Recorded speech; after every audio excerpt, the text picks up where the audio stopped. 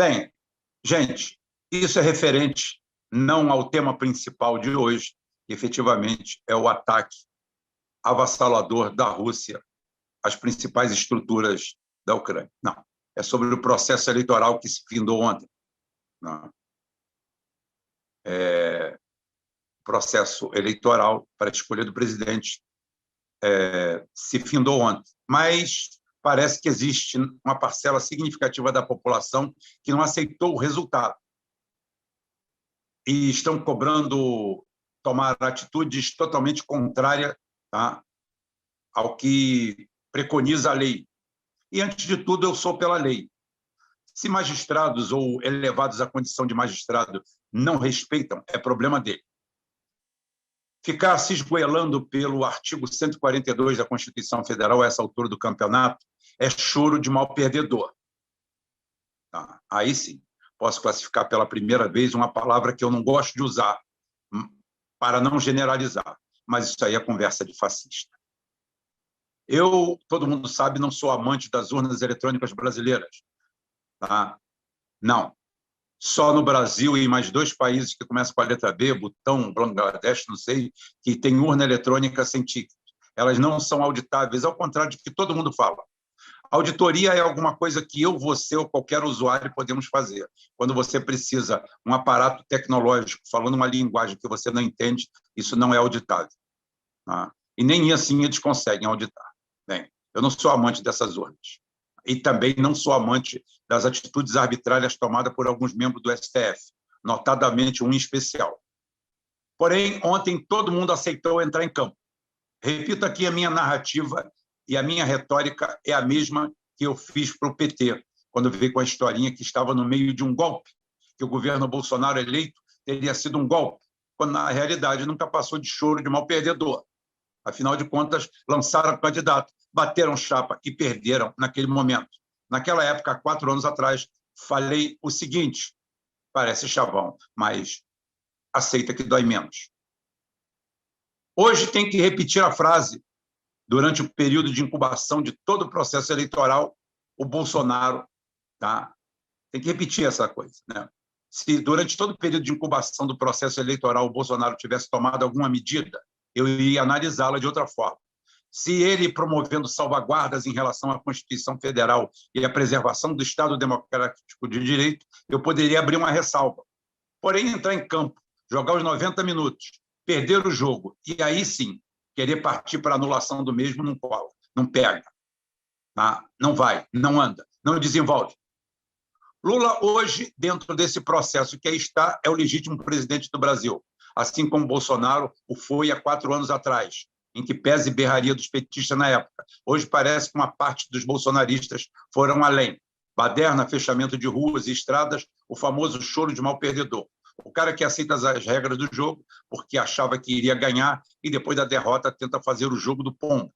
Ao ver o jogo de xadrez perdido, bate as asas, derruba as peças e caga no tabuleiro. Eu confesso que, em algum momento, eu superestimei o movimento bolsonarista como uma nova corrente política brasileira. As atitudes de hoje mostram que é apenas um bando. São aves de arribação. São indivíduos com sérios problemas cognitivos, quase todos eles seguidores de um velho psicopata que não lhe nego a inteligência, como também nunca lhe neguei a canalice. Olavo de Carvalho, não vou pregá-lo na cruz, nem vou execrar sua figura, não é necessário. Você já fez isso. Talvez ainda lhe dou o benefício da dúvida, porque durante um bom tempo, quando de posse dos bons bofes, você deu pérolas aos porcos. Falou de assuntos aos quais esses seguidores não entendiam patavina e fazia interpretação própria de todo um sistema que virou uma virose. Parece que o bolsonarismo faz como a gripe espanhola. Ninguém sabe de onde iria terminar o seu nível de virulência, que era muito alto, e assim como surgiu, partiu, não se sabe para onde. Parece que o bolsonarismo não irá sobreviver às pessoas efetivamente sensatas da direita. Se você acha que essa minha fala é um ato de isenção e uma carta branca para o PT e sua disforme amálgama de partidos, interesses e bandidos contumazes, espere minha fala de amanhã, que será em cima deles. Eu não vim aqui para aliviar, nem necessariamente atacar ninguém. Eu vim aqui para fazer algo que é extremamente produtivo, que é incitar o pensamento e estimular o debate saudável, é fazer com que as pessoas, aos poucos, vão pensando por si próprias, sem participar de catástrofes coletivas ou modas doentias. E hoje, o que se aplica para os bolsonaristas pode ter certeza absoluta também que se aplicará para os lulistas. Não há muita diferença entre eles e seu modus operandi. São todos iguais, de uma forma ou de outra, maus perdedores e chorosos. Se tivesse que ser feito alguma coisa de forma institucional pelo presidente da República, ele teve tempo de sobra. Quando empurraram goela abaixo uma urna inauditável, num claro choque de interesse, porque já tinha sido votado em 2014 pelo Congresso, o STF, exacerbando mais uma vez nas suas obrigações, foi lá, caçou aquilo lá, tirou e aconteceu o que aconteceu. Várias vezes, efetivamente, o STF extrapolou nas suas decisões, muito mais ainda. Agora estou sabendo que o Alexandre de Moraes está aplicando uma multa de R$100 mil por dia por cada um que esteja na rodovia obstruindo. Ele não tem autoridade para fazer isso. Ninguém lhe deu essa autoridade. Quem é ele para arbitrariamente chegar, tirar da cabeça como juiz eleitoral? Juiz eleitoral, o processo está findo. Tá? Ele não tem mais nada como presidente do TSE. Aquilo ali não lhe diz respeito. Aquilo é extramuros, aquilo é caso de polícia, é caso de... o vigilante rodoviário, o vigilante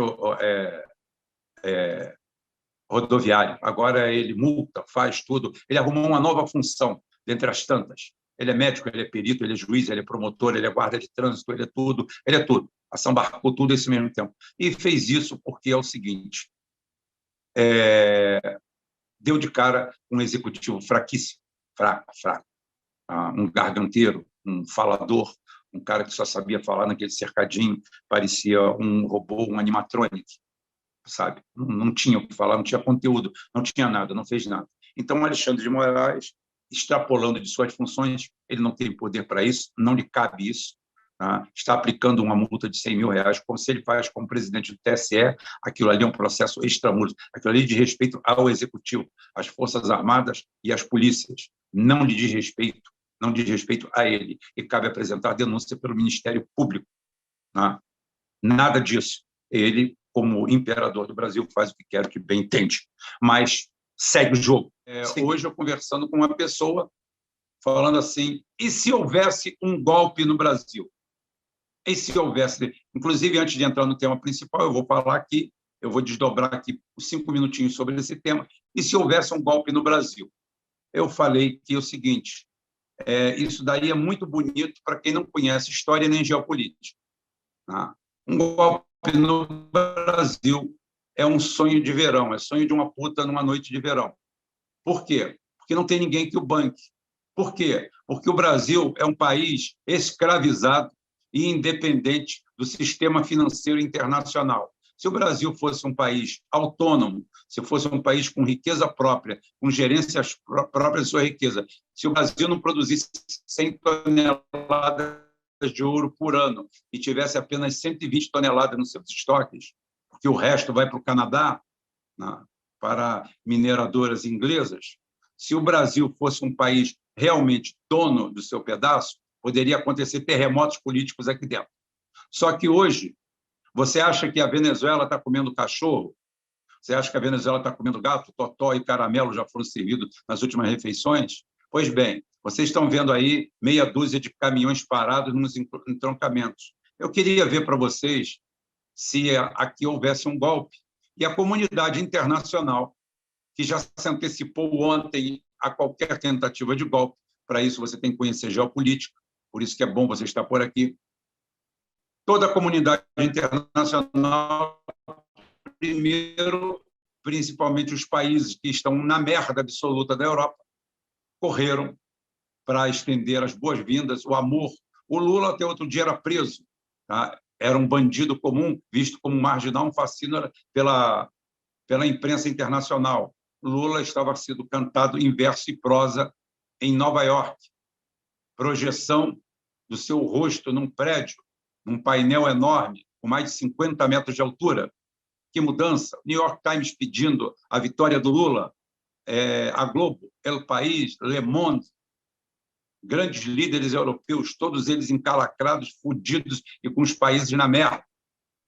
Então, essa turma se antecipou e falou assim: Lula, meus parabéns, presidente. Então, para você que sonha aí, e essa fuxiqueira toda aí, teve gente aqui que falou que aquilo não é baderna. É claro que é baderna. Quando você tira o direito das pessoas de ir e vir, você está cometendo uma violência. Violência essa que não pode ser punida pelo Alexandre de Moraes, que ainda não é imperador do Brasil, mas parece que é.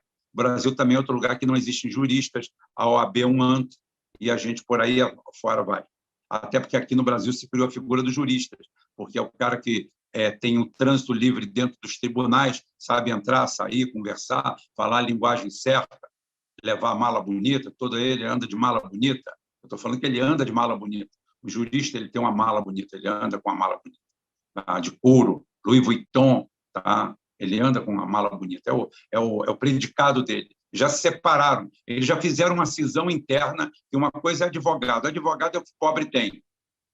Tá? Eles têm juristas. Nós temos, o segundo jurista fulano de tal, todo advogado é um jurista, porra.